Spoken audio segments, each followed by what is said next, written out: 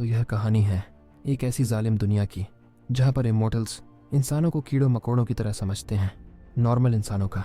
यहाँ इस दुनिया में रहना काफ़ी सारा मुश्किल था। हमारा हीरो वंगलिंग भी इन्हीं लोगों में से एक है।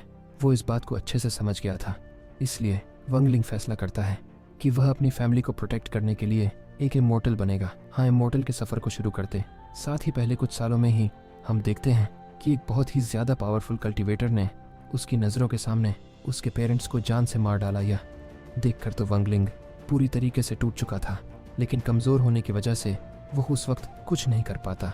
इसलिए वैंग ने फैसला किया कि वो इस बेरहम दुनिया में खुद को इतना ज़्यादा ताकतवर कर लेगा कि आज के बाद उसके प्यारों को कोई भी नुकसान ना पहुंचा पाए, और वह खुद को ताकतवर करते हुए अपनी फैमिली का बदला लेना चाहता है।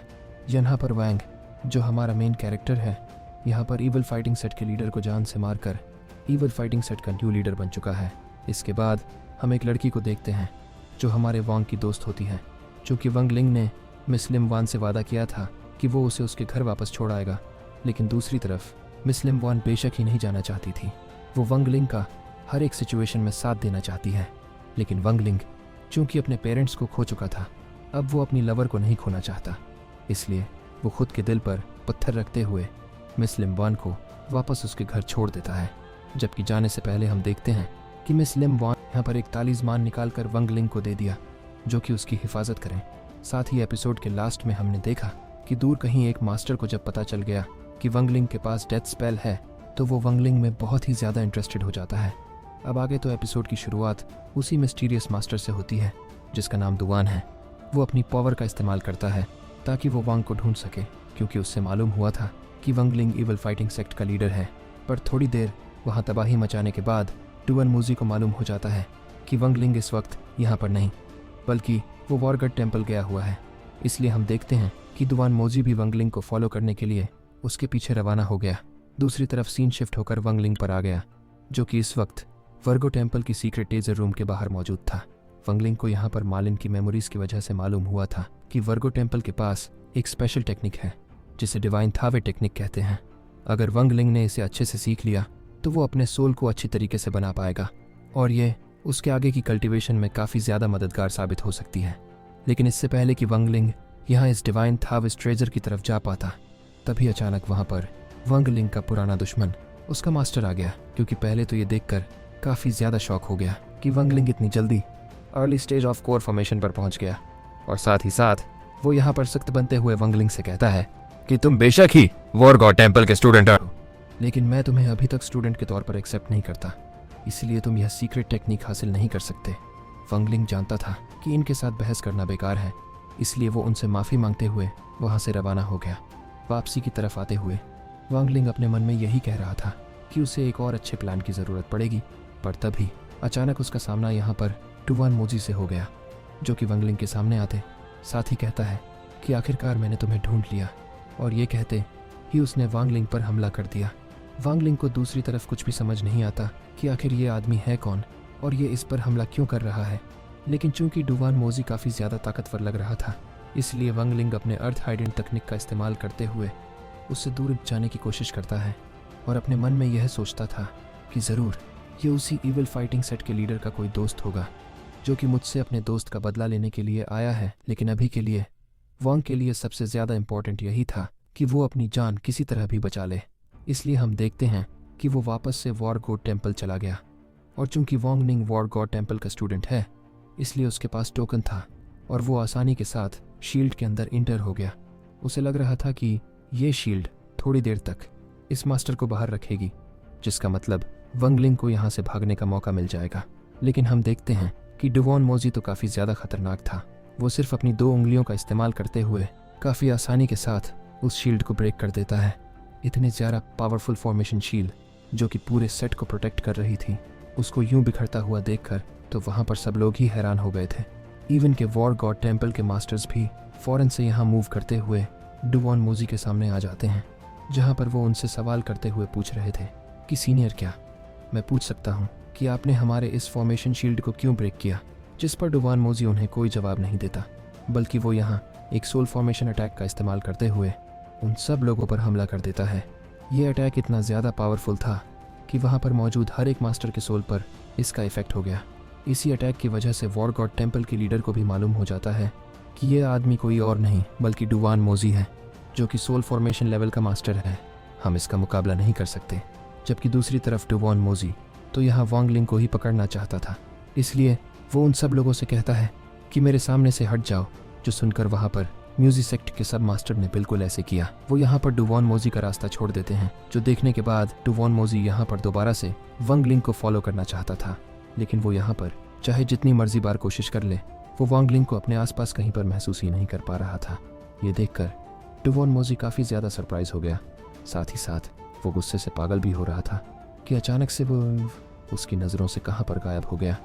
इसलिए हम देखते हैं कि डुवान मोजी ने यहाँ पर अपने 4 क्लोन्स क्रिएट कर लिए थे, जो कि चारों तरफ फैलते हुए वहाँ पर एक फॉर्मेशन क्रिएट करना शुरू कर देते हैं। इस फॉर्मेशन को कहते हैं डिवाइन कॉन्शियस लुकिंग रेलम, जिसके बारे में फिंजो यहाँ सिख लीडर से सवाल करती है। सिख लीडर बताता है कि ये एक बहुत ही ज़्यादा पावरफुल फॉर्मेशन है। इस डिवाइन कॉन्शियसनेस लॉकिंग फॉर्मेशन की वजह से यह मास्टर मोजी यहाँ पर मौजूद हर एक चीज़ को कंट्रोल कर सकता है। अगर यहाँ पर एक छोटी सी भी मूवमेंट होगी तो मास्टर मोजी को मालूम हो जाएगा वो इस पूरी जगह में जिस भी इंसान को ढूंढ रहे हैं उसके लिए ये बहुत बड़ी प्रॉब्लम हो जाएगी, क्योंकि वो यहाँ से बचकर किसी भी हाल में नहीं जा सकता। पता नहीं वो कौन बदनसीब इंसान है जिसने मास्टर डुवान मोजी से पंगा ले लिया। दूसरी तरफ हम देखते हैं कि वांगलिंग तो यहाँ पर अपने हेवनली पल के अंदर आ चुका था। यहाँ हेवनली पल के स्पेस में छुपने की वजह से ही मास्टर डुवान मोजी को वांगलिंग की लोकेशन नहीं मिल रही थी। वांगलिंग का ये प्लान बेशक ही अच्छा था, लेकिन दूसरी तरफ मास्टर डुवान मोजी भी काफ़ी ज़्यादा जिद्दी थे। वांगलिंग इस हेवनली पल के अंदर पूरे 3 साल गुजार देता है, जिन 3 सालों के गुजरने के बावजूद भी मास्टर डुवान मोजी अपने जगह से हिलते नहीं। लेकिन दूसरी तरफ वांगलिंग के पास अब काफ़ी ज़्यादा कम वक्त बचा था, क्योंकि एक दफ़ा मास्टर सीटूनान ने वांगलिंग को बताया था कि तुम हेवनली पल में सिर्फ 3 साल ही गुजार सकते हो। 3 साल बाद तुम्हें हर हाल में बाहर जाना ही होगा, और बाहर जाने के बाद एटलीस्ट तुम 3 दिन तक बाहर रहोगे। उसके बाद ही तुम एक बार फिर से हेवनली पल के अंदर आ सकते हो। और चूंकि यहाँ पर साल पूरे होने वाले थे, इसलिए वांगलिंग को मजबूरन अपने हेवनली पल से बाहर आना पड़ा, जहाँ पर वह अपने फ्लाइंग सीड का इस्तेमाल करते हुए तेज़ी के साथ आगे की तरफ बढ़ने की कोशिश करता है। लेकिन मास्टर डुवान मोजी ने तो उसे 2 सेकंडों के अंदर ही ढूंढ कर वहीं पर पकड़ लिया। और वो यहाँ वांगलिंग के सामने आते हुए कहते हैं कि वह मानना पड़ेगा कि तुम फॉर्मेशन स्टेज पर होने के बावजूद भी ऐसी कमाल की ट्रिक मुझ पर चल पाए। बताओ लड़के कि तुमने ये सब कैसे किया। सोल फॉर्मेशन पर होने के बावजूद भी मैं तुम्हें कैसे नहीं ढूंढ पा रहा था। वांग उसकी ये बातें सुनकर उसे जवाब नहीं देता, बल्कि वो अपने डेथ स्पेल ब्लडी थंडर का इस्तेमाल करते हुए फ़ौरन उस पर अटैक कर देता है ताकि वो उसे जान से मार सके। लेकिन चूंकि मास्टर डुवान मोजी एक सोल फॉर्मेशन लेवल का मास्टर था, इसलिए उस पर यह डेथ स्पेल काम नहीं करता और वह खुद को बचा लेता है।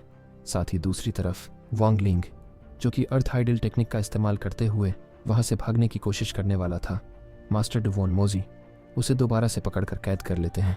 वांगलिंग ये सब देखकर अब काफ़ी ज़्यादा परेशान हो चुका था। वो मास्टर डुवान मोजी से कहता है कि बताओ आखिर तुम्हें मुझसे क्या चाहिए। जिस पर मास्टर डुवान मोजी हंसते हुए कहता है कि तुम्हें आखिर कैसे मालूम हुआ कि मुझे तुमसे कुछ चाहिए। मैं यहाँ पर तुम्हें मारने के लिए नहीं आया। जिस पर वांगलिंग जवाब देते हुए कहता है कि तुम्हारी कल्टीवेशन काफ़ी ज़्यादा हाई है। अगर तुम मुझे मारना चाहते होते तो ये तुम्हारे लिए ज़्यादा मुश्किल नहीं था। वांग की ये बातें सुनकर मास्टर डुवान मोजी हंसते हुए कहते हैं कि हाँ, तुमने बिल्कुल सही कहा। असल में मैं यहाँ पर इसलिए आया हूँ क्योंकि मुझे मालूम है कि तुमने डेथ स्पेल को मास्टर कर लिया है और मुझे तुम्हारी इसी डेथ स्पेल की ज़रूरत है।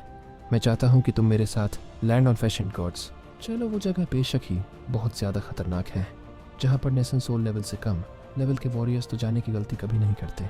लेकिन यह बात भी कहनी पड़ेगी कि वहाँ पर पिल्स स्किल्स और फॉर्मेशन टेक्निक्स काफ़ी ज़्यादा अच्छे हैं। यानी कि अगर हम लोग वहाँ पर जाएँ तो हमें काफ़ी अच्छे से अच्छे ट्रेजर मिल जाएंगे, और वहाँ पर जाने के लिए मुझे तुम्हारी ज़रूरत है। अगर तुम मेरी मदद करने का फ़ैसला करते हो तो मैं तुम्हें इसके बदले आर्ट ट्रांसफॉर्मेशन पिल और साथ ही साथ सोल स्टेबलाइजिंग पिल दे दूँगा। इसके अलावा मैं जानता हूँ कि तुम्हारा कल्टीवेशन लेवल ज़्यादा हाई नहीं, इसलिए वहाँ पर मैं तुम्हारी हिफाजत भी करूँगा।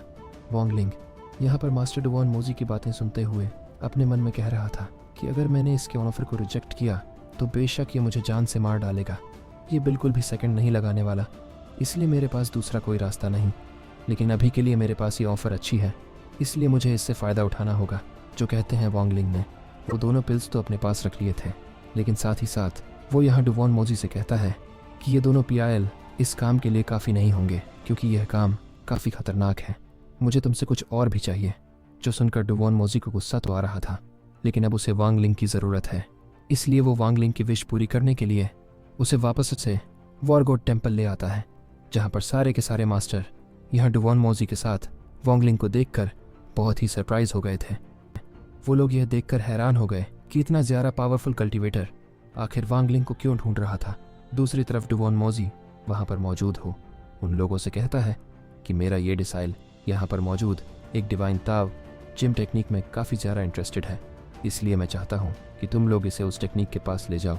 जो सुनकर वांग लिंग का दुश्मन टीचर तो आगे की तरफ आते हुए उनसे कहने की कोशिश करता है कि वो टेक्निक हमारे सेट की एक सीक्रेट टेक्निक है, हम यूं ही वो किसी को नहीं दे सकते। लेकिन मास्टर डुवॉन मोजी को तो ना सुनने की आदत नहीं। वो यहाँ पर अपनी पावर्स एक्टिवेट करते हुए कहते हैं कि अगर तुम लोगों ने मेरी बात ना मानी तो मैं यहाँ पर मौजूद हर एक चीज़ को तबाह कर दूंगा।